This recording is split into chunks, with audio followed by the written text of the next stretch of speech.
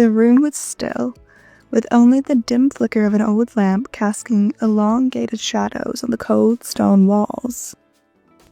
You could hear the slow hum of the city outside, distant and faint.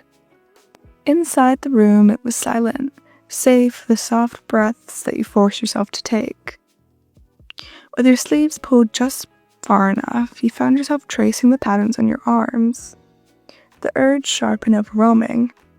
You weren't sure how long you had been battling this feeling, the ache pulling at you like a magnetic force. 1,000 chaotic thoughts swirled, none louder than the demand to hurt, to release the turmoil that had settled within you. Your hands trembled as you gritted the sharp object. Your mind was at war with your instincts. You felt pathetic, hopeless. But just when you were about to give in, the door creaked open, and footsteps followed. They were light and jittery. "Hey, YN?" JInx's voice, ever full of mischief, found its way into the room. Her usual vibrant presence was darker now, quieter than you'd ever seen her before. She must have been up late tinkering with something or other. Her usual restless energy demanded release. But today, she looked different.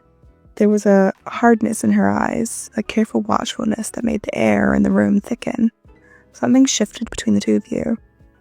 You quickly dropped the object from your hand, suddenly embarrassed, but you didn't have the energy to hide it at all. Not this time. JInx's sharp eyes landed on your arm, her usual grin turning into something unreadable for a moment. She stood there, still and silent. Then her voice cracked with tension. "Don't you dare." Her words were quiet, but they held such authority. They sent a wave of discomfort crashing over you. Her eyes never left her face, her expression far too calm for the situation, almost as if she was studying you. A strange weight formed in the back of your chest, heavy like a boulder. I'm fine, JInx. You don't have to worry about me."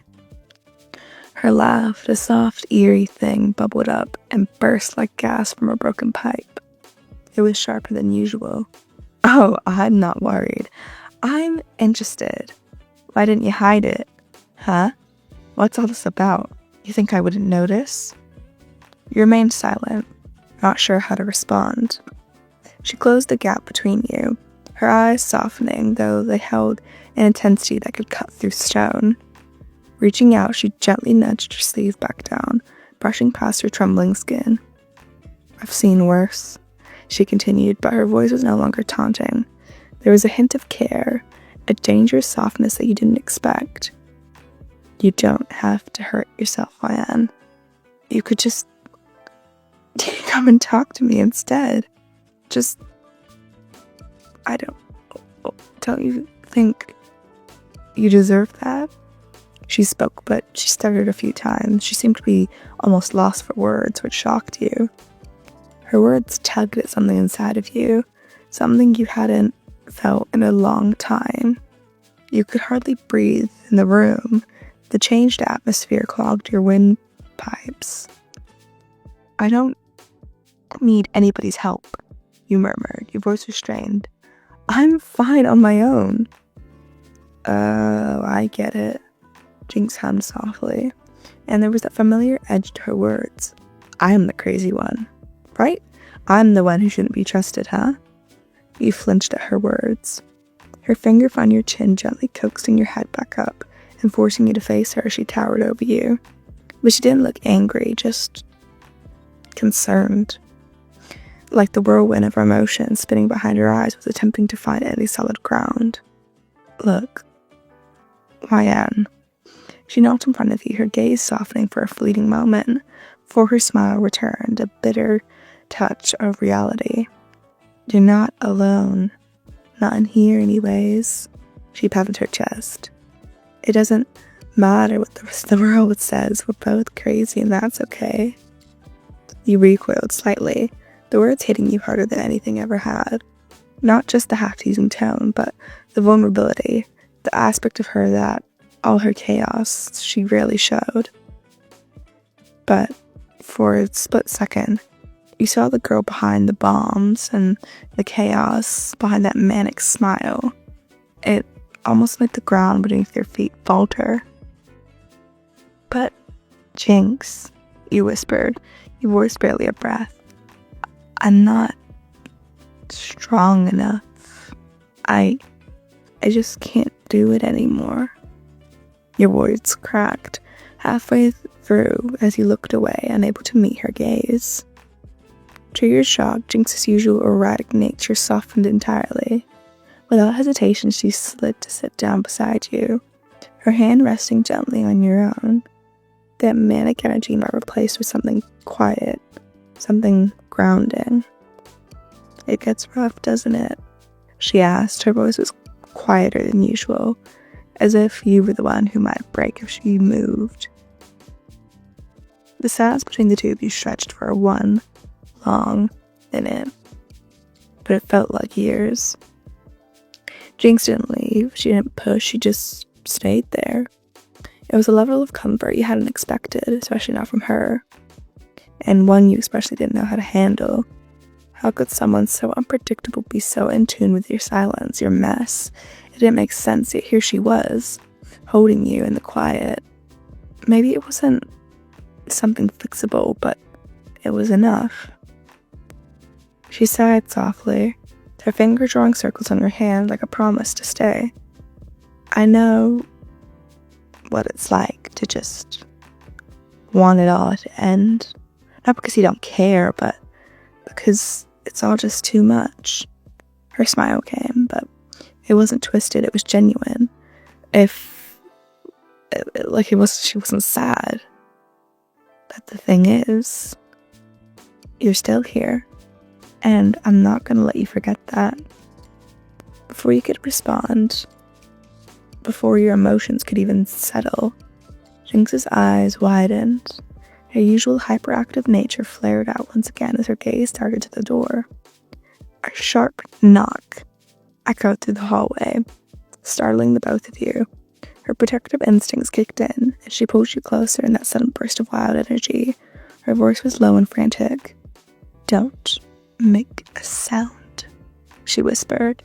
The knock came again, more urgent this time. Jinx's eyes locked onto yours, intense and full of silent warnings. And when you thought you couldn't take the pressure of it anymore, she smirked. The glint in her eye told a different story, a mix of readiness and mischief. "Looks like our little game is far from over." Jinx's grip on your hand tightened as the urgent knock echoed louder from the door. More insistent this time. More loud, more persistent, more needing to be let in. You could hear the blood rushing in your ears. Your heart was pounding like a drum, threatening to betray you. Panic and confusion clawed at your chest, but her voice was a whisper, sharp and controlled, despite the tension. "Stay still and don't make a sound." Her words were direct, leaving no room for hesitation. The soft smirk on her lips had disappeared, replaced by a deadly focus she wore when the world seemed to not love her. You tried to settle your breath, but your body was pressed so close to hers that her warmth was offering no relief, only creating more unease. She glanced quickly towards the door, her eyes wide and her fingers now gently leaving yours. She was about to squeeze them again, to let you know she wasn't going anywhere. Then she shifted closer to you, her presence was protective but somehow alien. She wasn't the playful wild Jinx now, this was a part of her you hadn't seen. A watchful, calculated part of her. The knock came again, louder, quicker now. "Jinx!" The voice outside was rough and impatient, a tone you didn't recognize. Jinx's breath was steady as she shot you a quick glance at the door. Her eyes were glinting with warning. Without a word, she pulled out her makeshift weapon, a crude piece of metal that had always been at her side when danger loomed. She gripped it with sure hands and moved closer to the door, eyes narrowing and calculating for the best action. For a split second, your stomach twisted with unease. You couldn't understand why someone would knock so urgently. Did they know you had been in here? Or worse, had they been watching you two? You swallowed, the anxious pit deepening in your gut. Jinx lifted a finger, but she just stood there for a second. For a second later, she moved that finger again to her lips, signaling for silence. Without another sound, she quickly moved to the side of the door. It was instinctual. And you'd known her to be that way. You'd always known her to be spontaneous and chaotic, and right now she was a predator moving in the shadows. From the other side, the voice called again, louder this time. "I know you're in there, Jinx." The tension heavier than ever. Anything you'd ever felt. Your heart thumped so loudly you thought it would give you away. Jinx's expression shifted to something darker. She braced for a fight, but you didn't know what was coming. "Stay down, YN, and don't get up unless I tell you to." You obeyed, crouching down to the floor. Your heart was still racing. Like every second that ticked by felt like a thunderstorm. It felt like something was ready to explode. Suddenly, the door banged open, startling you. There stood a man, tall, muscular, with an intimidating air about him. His eyes burned with anger, and there was tension in his jaw, visible even in the low light. You didn't recognize him, but you couldn't help but feel small and exposed. "Jinx," the man said flatly, his eyes scanning the room. "We need to talk. Now." Jinx stood forward. "Now? I'm a little busy. I'm kinda in the middle of something," she said with a cool defiance. "You're messing around again, The man's voice was a mix of disbelief and frustration. "You know we've got people looking for you." Jinx didn't flinch. "I'm not hiding, am I?" she said nonchalantly, a hint of a smile tugging at the corner of her lips. "Just here, doing my own thing. Why don't you go bother somebody else?" "Quit playing games," he snapped, his voice rising, his gaze looking towards you. "Who's that? Does it look like I've time for your nonsense?" He stood there frozen, unable to form a word, feeling the unfamiliar weight of the new threat in the room. Jinx's eyes looked momentarily towards you with a slight nod of reassurance, before she turned back to the man. "You're always full of questions, I'm not answering anything until you stop spitting at me. You got any respect for personal space?" He took a step forward, pushing past her in an attempt to look over at your shoulder, like a deer with a predator. "Things have been bad enough, Jinx," the man growled. "If you're gonna keep poking the hornet's nest, it's not just you they'll come after." Her eyes gleamed dangerously as she stepped closer to him. No fear in her stance, just a mess of defiance and wild energy. "Is that a threat?"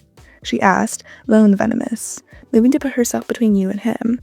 The man scowled, raising his hands in an effort to calm him down. "It's not a threat. You need to cooperate. Just come with me. We need to make a decision fast." Jinx shifted her weight, her lips momentarily tightened, but her expression softened, like she was seeing the weight of what was at stake.